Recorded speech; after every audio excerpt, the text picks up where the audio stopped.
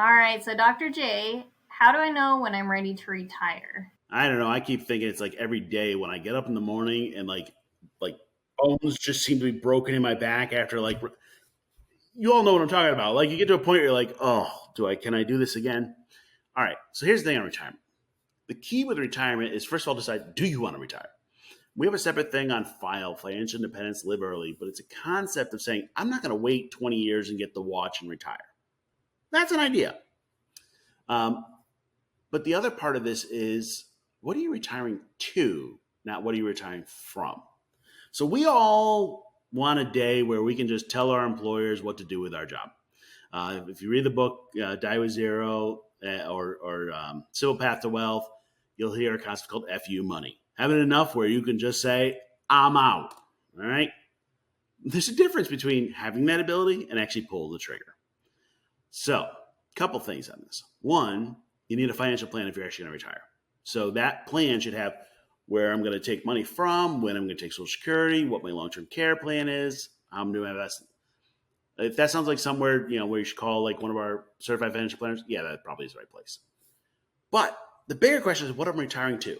So what are you going to do with your time? Are you going to sit around and watch Netflix? Now, Netflix, you run out of shows in about a month. And then you have years of retirement ahead of you.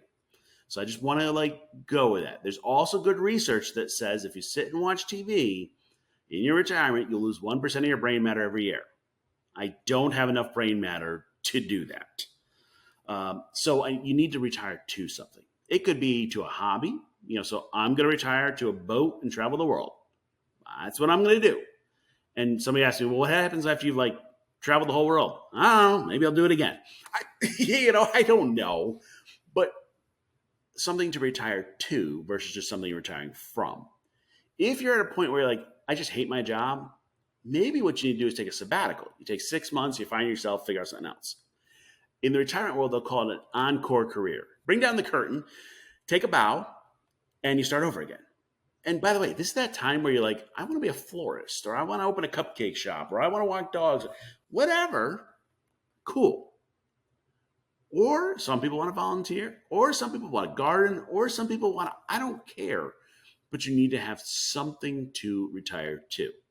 Now, the bigger question of, am I going to run out of money, is a financial question.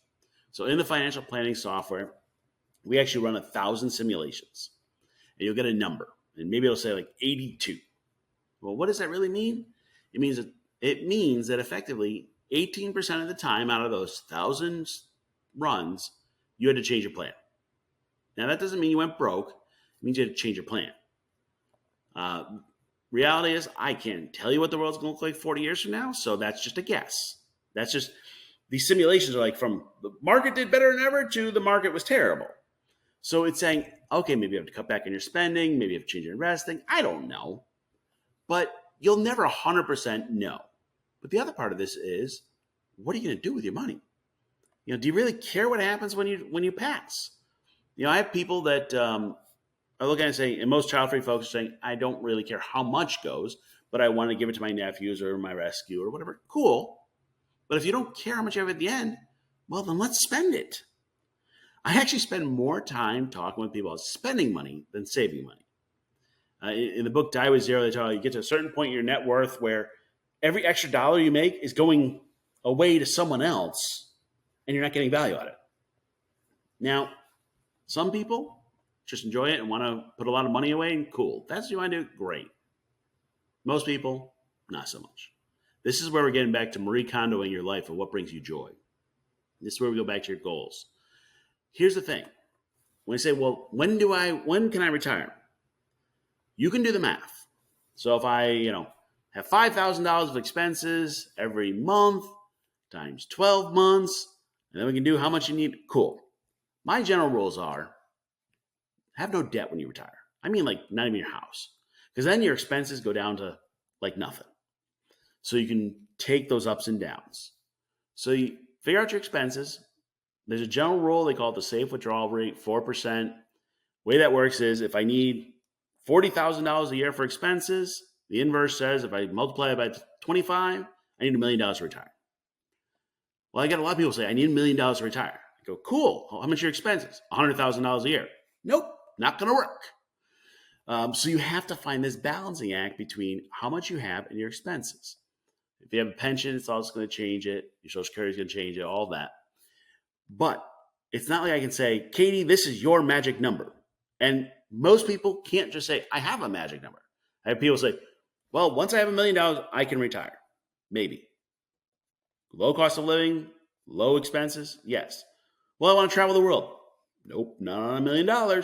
Like this is the balancing act. So how do I know when you're ready?